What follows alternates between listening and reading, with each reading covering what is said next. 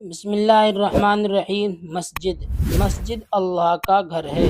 مسجد میں نماز پڑھی جاتی ہے۔ دنیا میں سب سے بہتر جگہ مسجد ہے۔ مسجد میں اللہ کی خاص رحمت نازل ہوتی ہے۔ اذان سن کر مسلمان ادب سے مسجد میں آتے ہیں اور نماز پڑھتے ہیں۔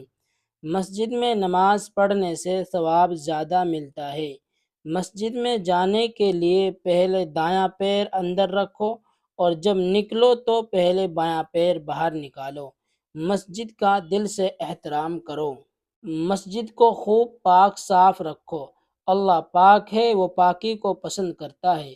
مسجد میں دنیا کی باتیں کرنا منع ہے۔ مسجد میں اللہ کا ذکر کرو۔